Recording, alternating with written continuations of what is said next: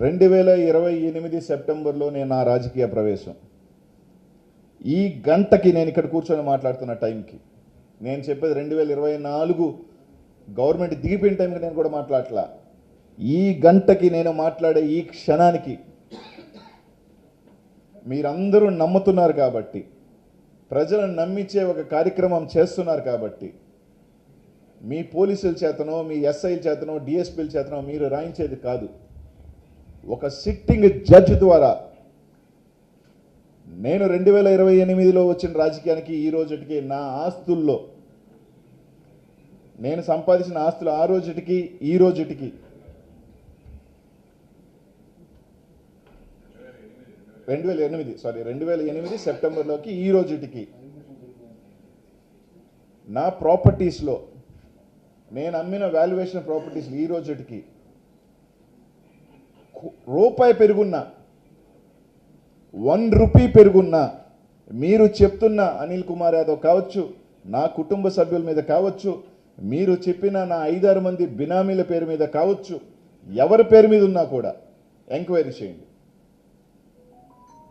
మీరు అంటున్న 1000 కోట్లుంటే 950 కోట్ల అమరావతి డెవలప్మెంట్కి తీసుకోండి. అతి పెద్ద ఫండ్ నేను ఇచ్చినోడిని అవుతా. ఒక 50 వరకు నాకు ఇన్ని దాంట్లో, అది కూడా మీ దయ ఉంటే. 1000 కూడా కావాలంటే తీసుకోండి, ఇబ్బంది ఏం లేదు నాకు. ఒకవేళ ఏమన్నా కనికరం వరే లేదు రాయుడి దగ్గర అనుకోని అనిపిస్తే ఒక 50 కోట్ల వరకు ఇండాయా, నాకు ఖర్చులు ఎక్కువ ఉన్నాయా, వేయించండి. ఈ రాష్ట్రంలో ఒక పాలసీ తీసుకొద్దాం.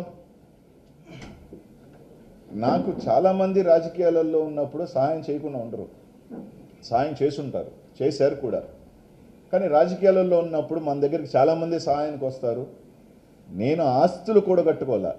నాకు ఎవరైనా 10 మంది సాయం చేసుంటే నా కిందున్న వాళ్ళకో ప్రజలకో సాయం చేశానే తప్ప, నేను నా కుటుంబ సభ్యులు నా బిడ్డలు బాగుండాలా అని చెప్పి నేను ఎక్కడ మీరు చెప్పినట్టు చెన్నైలోనూ 50 కోట్ల ఇల్లులో, లేకపోతే ఆఫ్రికాలో పెద్ద పెద్ద మైన్లో, లేకపోతే పెద్ద బిల్డింగ్ కాంప్లెక్స్ నేను కట్టలా.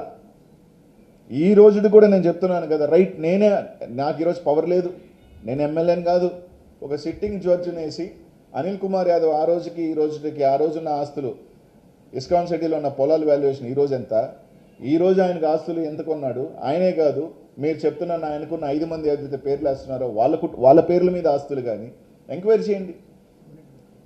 ప్రజలకు కూడా తెలియనండి. అనిల్ ఆస్తులు కూడగొట్టుకున్న ఒక అవినీతి పరుడు, 1000 కోట్ల ఆస్తి కూడగొట్టుకున్నాడు తెలియనండి, చెప్పండి, పర్లేదు.